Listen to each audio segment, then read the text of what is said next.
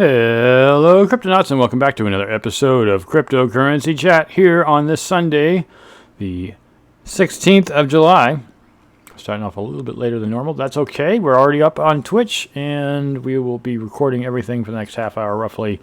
This is episode 533, the gaming and Web3 episode that we always do on Sunday nights now. We changed up our standard for the show. And this evening we have two. Actually, I should probably go back to the other. I'm showing the Stepn thing. I should be showing the prior. All right. So listen, you guys. If you guys are watching live on Twitch and you guys want to join us, I'm gonna post a link in Twitch. You guys can join us in the audience. It would be nice to have somebody sitting out there. I mean, Corbin sitting out there by himself. Let's have somebody join him here. Well, you can't really see Corbin because he's the camera guy. Anyways, so Binance Labs investing $15 million in crypto game publisher Xterio. I know we talked about Xterio before, but it's just interesting because Binance Labs isn't explicitly a gaming arm of Binance, but it's great to see, something happening with Binance Labs investing. But at the same time, what's the whole idea here? I mean, why bother putting so much money into gaming? I would think we've been talking about gaming for enough time to know that gaming is a freaking big deal and may just be the next big thing that comes out of crypto in general if it hasn't already come out. Because we know that we're seeing a lot of neat stuff happening in crypto, which we'll get to a little bit later in the second article when we talk about. So, John, any thoughts on this? So I went to xter.io. And it's Xterio's website. I'm checking their stuff out because obviously I want to know more what Xterio is. And it looks like, and that's what a lot of these, a lot of projects are coming out. They're trying to make this centralized platform, kind of like Steam. Everybody wants to do the Web3 of Steam, and that's what Xterio is doing. They're building a platform where they're going to have games on there. And some of their games that they have so far right now is Age of Dino, Overworld, TTT, Abyss World, Medicine, Inception, Puffverse, Block Lords, River Asylum. River Asylum. Yeah. Black Dawn. Actually, no, it's River Elysium. River Elysium. River Elysium. Yeah. Legend of Genesis. Yeah. So that's all the games that they have so far. I'm sure they're going to continue to expand, especially now that Binance has actually invested. Was it 50 million? 15, yeah, that's a good chunk of change. I mean, that's going to support them for at least a couple of years with all this game development going on.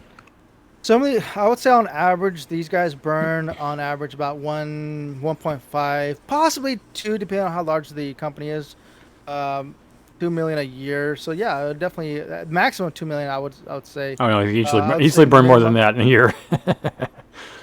No, well, I've seen a couple. I'm just saying from experience. I've seen a lot of guys. I read a lot of their company's paper on how much they're burning, and on average, when you exactly like this, Binance is obviously one company investing into this. I'm sure there's going to be others, but these other projects they invest into it, and there's an expectation from like Binance Labs, like, hey, you're only allowed to burn X amount per year, and then whatever you make from your company, you guys can obviously tap into those funds. But there's always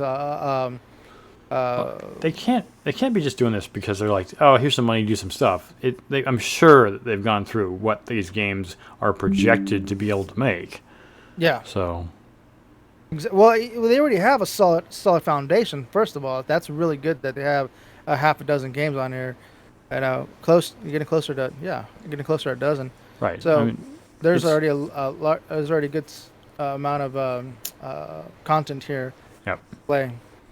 No, it's great to see that they're doing as well as they are doing. But I think the whole thing here is getting. I mean, all right. So how many games are there on the iOS and Android platforms? And that's not even necessarily what Xterio is doing, but there's so many different games out there, and you never really know which one's going to hit, right? Which one's going to be a real winner. It just takes one, man. That's why a lot of these guys just copy and paste games that already exist. Yeah, exactly. It's a little annoying to be honest. That game companies do this, copy and paste games that already exist and just change things around a little bit. But hey, it might be the next big thing. Who knows? They might just do a small little tweak that really just puts that extra frosting on top and makes everybody go, "Wow, this is the best game ever." Yeah. And for me, it would be like earning satoshis, per X amount of minutes. Play 5-10 minutes, earn 10 satoshis. That would be awesome. I would love that. That's what I like about Foundation. Yeah. That's what I love about Foundation. By the way, if you guys are listening on podcast, you guys can head on over to Foundation. Yep. Sorry, not Foundation. Fountain. Yeah, Fountain. Fountain.fm. And search for C3 Media. The podcast is on there, and you can earn satoshis for listening to the podcast. That's an awesome way to earn passively. Yep. Yeah, it's just a thank you kind of thing. Thanks for listening to our platform. Getting in early with any of these projects is going to make you probably more satoshis than it will be much further down the line. But at the same time, they also know who's connecting. I mean, they may not know your name, but they know who's connecting into the platform to listen, and they know exactly how many hours you listen by how much they paid you. But for me, I'm still more into the not just pay to earn, or was it paid to play, which of course is fun. But to me, the advantage. Remember, there was a thing, and I think it's still going on. I can't remember the name of the company that does it. Instead of running ads on a website, when you're looking at the website, they just use your processor as a network node. And I thought that was a brilliant idea. Now I realized that Microsoft and Google and Apple really didn't like that when people are like, "Hey, you can't use people's processors to do crypto mining on their computer." But the fact of the matter is, if a person agrees to no ads, which I believe a lot of people would be very happy not to have ads, to only allow their computer to give a little bit extra power to join the network. I mean, people want to mine anyways. At least I know a lot of people who like mining. And the idea that you get paid to look at that stuff is kind of the reverse perspective, right? Most of these things, there's the whole point of going to the websites is like, hey, don't block our ads because we get paid off of that. And it's like, well, you want my eyeballs, right? You want me to play your game, right? Pay me and I'll play your game. And I know that sounds a little strange, but it's symbiosis, right? Like there's no game without the player. There's no player without the game. It works together. And people don't just want to make games because they want to make money. People want to make games because they're fun. So why do people make porn? Because it's exciting. Anyways, I'm not trying to tie porn to Xterio. I'm just trying to say that there's a reason why people do things for entertainment. It's not just, entertainment is literally an industry. People get paid to play video games really, really well, right? E3. Mm-hmm. So, yep. There's a performance factor there. You see somebody's really good at what they do, you want to watch. So, anyways, I'm excited about more investment in Web3 gaming across the board because then we can get more NFT functionality.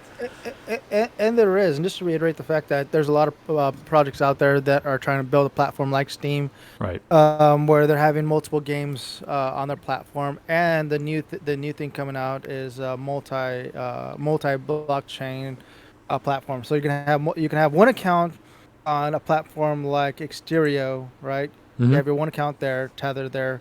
And you have all these different blockchains. You have the Bitcoin blockchain, Ethereum blockchain, the Polygon chain, a Doge chain. Let's see.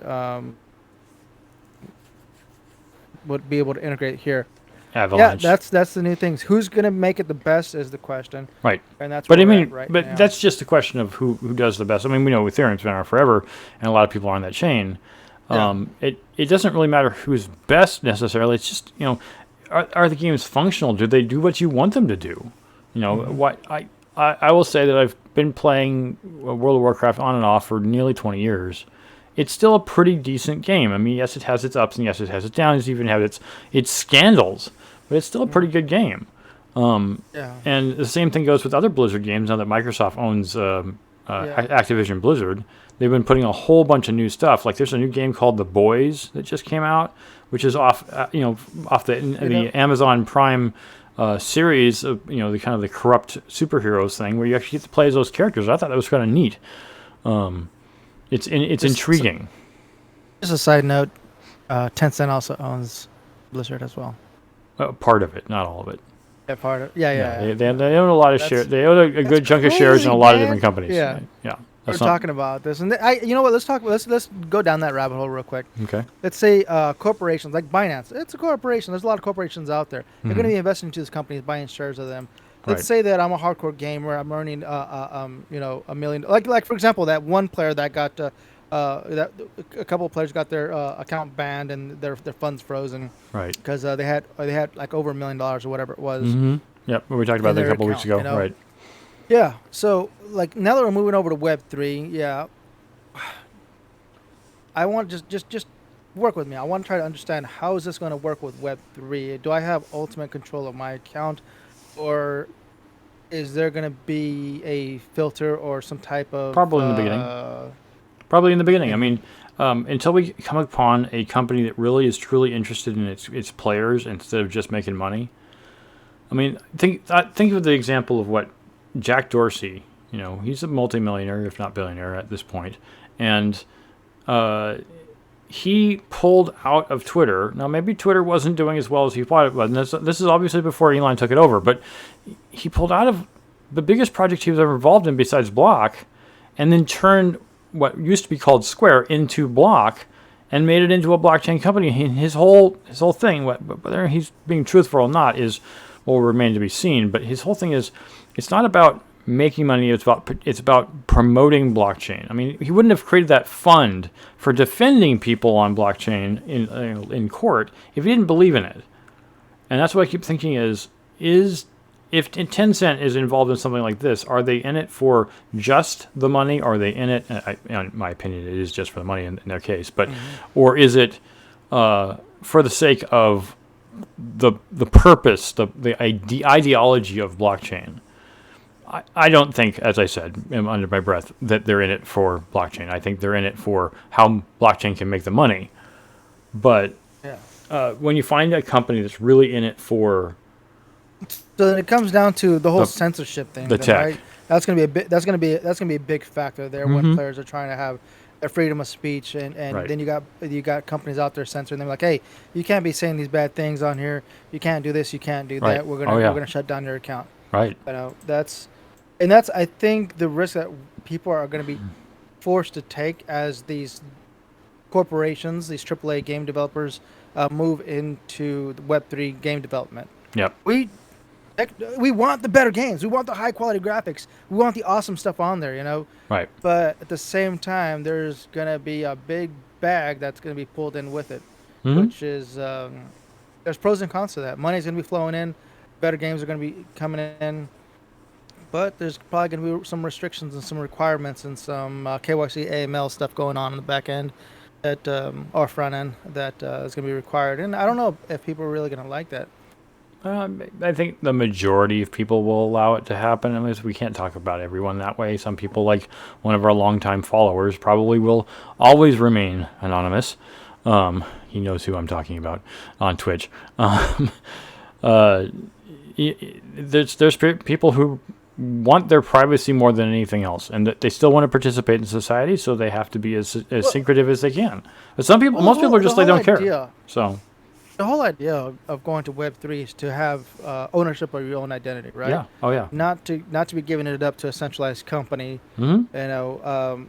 Still participating, but not being owned by someone else. Yeah, I think everybody wants pure autonomy if they can get it.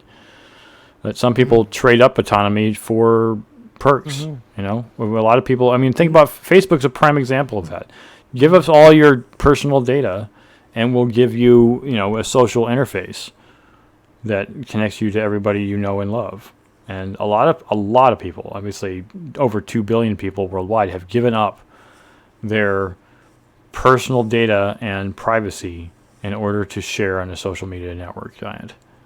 So the Web3 is the start of the end, the beginning of the end of that business model. It really hasn't even been around all that long, if you think about it. 15-ish years, not even 2 decades. Facebook started in 2007? So it didn't really take off until later in the decade. I remember those early days, man, when it was only meant for like college people, right? So I was going to college at the time.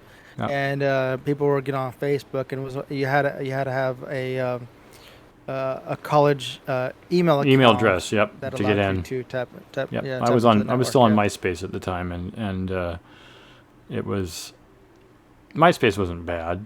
It just wasn't what Facebook became, and not the Facebook has necessarily been all that good, as we've seen with all the political turmoil it's generated. But it would be, and not to say that we won't still have some kind of level of political turmoil, but the nice thing about having a decentralized system is that no one owns it. And so no one can really fully control it, which is probably the reason it's been so hard to make Web3 a thing. Anyways, this is not our politics show. This is our gaming show. Let's get back to gaming. In particular with Stepn. Stepn is Stepn Creators' next game is a social MMO called GasHero. GasHero, from the developer of Mood-Earn game Stepn, takes place in a dystopian world where a powerful AI has triggered nuclear war. All right. So this is an MMO. It's funny how they call it GasHero. It's really more of a Mad Max kind of concept here, where it's not really so much about gas as far as it's concerned with blockchain. Paying it. I'm sure there's some double entendre there, but GasHero really is like a Mad Max kind of future dystopian thing where you have to figure out how to get the fuel for your vehicles and for your compounds. Yeah, from what it looks like from the images here, it looks like it's going to be a turn-based MMO where you can create your squad and attack other clans. Right. And take over land from what it looks like. Yes. You can upgrade your guild, your clan, your world. Yep. All your assets and make things better. But I mean, the whole point of MMO in this case is not just like with the thing we were talking about in the last gaming show last Sunday, was how even though DeFi Kingdom is really kind of a neat game, every single thing that you do has to be on the blockchain. If the blockchain's not very fast, or you're not very fast, your progress in the game is going to be pretty slow. And of course, you can use the DeFi functionality of DeFi Kingdoms in the sense of your mining or farming or fishing or whatever it is you're doing, but that's not really gameplay so much as it is just making money back. There's still an MMO. That's interesting. What were you gonna say? Sorry. Oh, DeFi Crypto Grady was just doing a stream earlier today. Oh, yeah. On DeFi Kingdoms, and some guest speakers on there, Mm-hmm. From the Unity Guild. They were talking about they were developing bots to pretty much you can speed run, I guess. You can hatch eggs, create heroes, or not create heroes. Spawn heroes, I guess. Spawn heroes, yeah. Whatever. Yeah. And that's what the bots that they created. So they want people to go check it out. Just because what we're talking about is like this whole issue of you're spending half the time doing the transactions and stuff. Well, now you can just have the bots do that on the back end, right? And enjoy the game, I guess. Yeah, and that's the thing is with this game with GasHero. If that's the solution, yeah. But there need to be certain things that aren't necessarily chain related. If you're doing trading, right? If you're trading something that you have in your inventory for something either for fiat or whatever currency it is that you're using, that's a transaction. But that's clearly a transaction. Things that are attacking, maybe a transaction would be whether or not you defeat someone. The transaction's open, and then once the battle is over, then that transaction is closed on the blockchain, and then that thing happens. But that can be handled after the fact instead of you having to do it manually during every single interaction. If every single thing that you and your opponent do is a transaction on the blockchain had better be really fast, or you're not worried about it being a turn-based system where you're taking turns that take up to 10, 15 seconds per turn. I mean, that's more of a classic MMO where you have a physical human GM. Mm-hmm. They're like, okay, roll for your roll for this, and I'll roll for that. Roll for luck. It's like they can take a minute just to do one transaction. I'm gonna read this paragraph here just so people understand what this game's about. Okay, so it says when it comes to game lore, Magani revealed Magani is the COO. Magana revealed that Gas Heroes will take place in the year 2084 after a rogue AI's behavior leads to nuclear strike. In response, the United Nations establishes Operation Spark, and the Gas Heroes come into fruition. The gas here refers to the natural gas that powers the cloning labs in the game's sci-fi world, Magani said. Cool. Sci-fi MMO. Let's do it, man. Yeah, it's fascinating to me. I definitely like the graphics, even though they're pretty simple. It does kind of remind me of a little bit of an Android game. I don't. Yeah, You don't? I don't, and that's what I'm talking about. Like I can't wait till we get those AAA games jumping on board, because I love like Unreal Engine graphics. Like that stuff just blows my mind. Oh yeah.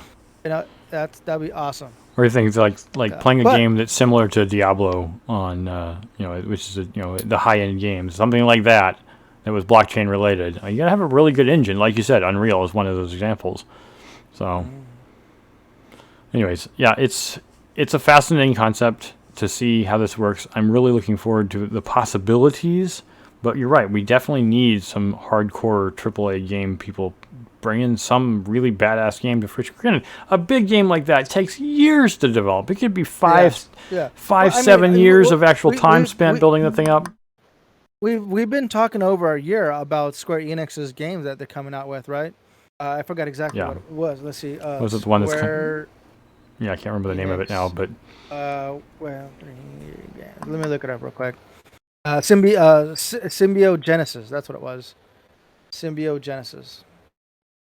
But in the meantime, you got to have something to play. There's also Web3, I guess.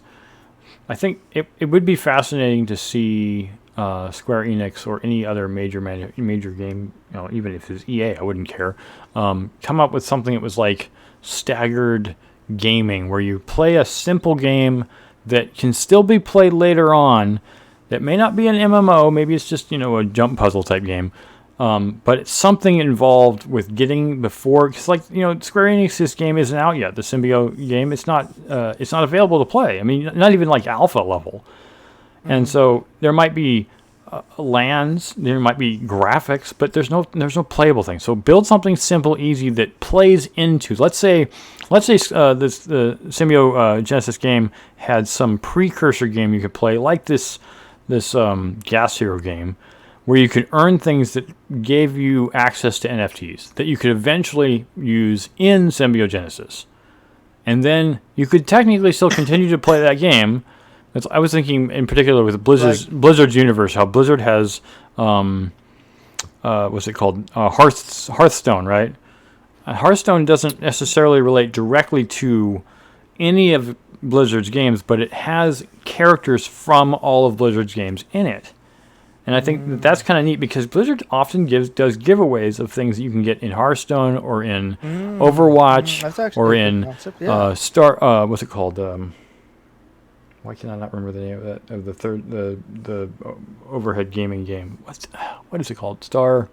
Damn it! It's slipping my mind. I cannot think of the name of it now.